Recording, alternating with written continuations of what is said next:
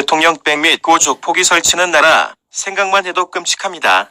어제 국회 경기도 국정감사에서 이재명 후보의 조폭 관련 의혹이 폭로되었습니다. 성남 최대의 폭력 조직인 국제마피아파의 한 조직원이 자신의 실명과 얼굴을 공개하며 폭로했습니다. 제 소재인 그의 말을 전적으로 믿을 수는 없지만 처벌까지 감수하며 폭로했다면 이야기가 달라집니다. 무엇보다도 폭로 내용이 사실이라면 대단히 큰 문제입니다. 공직자가 조직폭력배들과 이권 공동체라는 말이기 때문입니다. 가장 큰 문제는 지금껏 우리나라 정치사에 이재명 후보처럼 조폭 프렌들리를 보여준 후보는 없었다는 것입니다. 이재명 후보의 수행비서로 8년간 일한 김모 씨는 조직폭력배들의 집단 폭행 사건에 관여해 유죄 선고를 받았습니다. 이재명 후보 측에서는 현장에 있었을 뿐 폭행을 저지르지는 않았다는 식으로 해명했는데 참 의의가 없습니다. 술은 마셨지만 음주운전은 하지 않았다는 소리와 비슷합니다.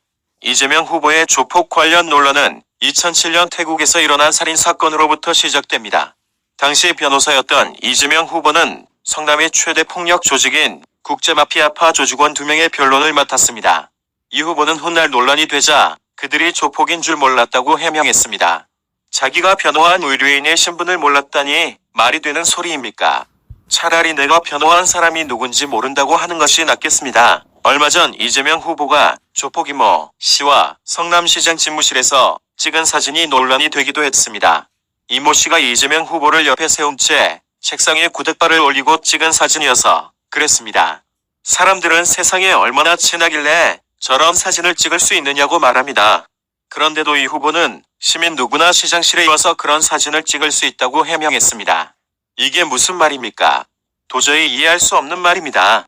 인터넷에는 광화문에서 이 후보가 농성할 때 천막을 경호하던 조폭의 사진이 실명과 함께 떠돌고 있습니다.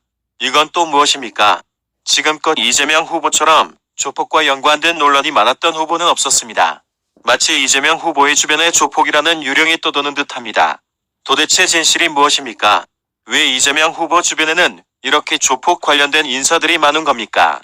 공당의 대선 후보라면 조폭 관련 각종 의혹을 성실하게 해명해야 합니다. 그런데 이 후보는 사실관계에 대한 명확한 해명 없이 흐흐흐 웃어버립니다.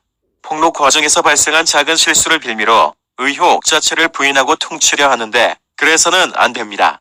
저는 이 후보 주변에 어른거리는 조폭의 그림자를 가볍게 보아 넘기지 않을 것입니다. 만약 이재명 후보가 집권하면 무슨 일이 벌어지겠습니까?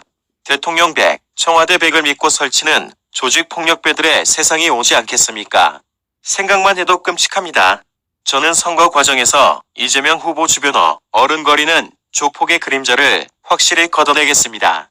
이재명 후보의 조폭 프렌들리 정치를 끝장내겠습니다. 그리고 대통령이 된다면 서민의 삶의 거머리처럼 달라붙은 조폭들을 전국 곳곳에서 쓸어내겠습니다. 그들로부터 국민의 삶을 지키겠습니다.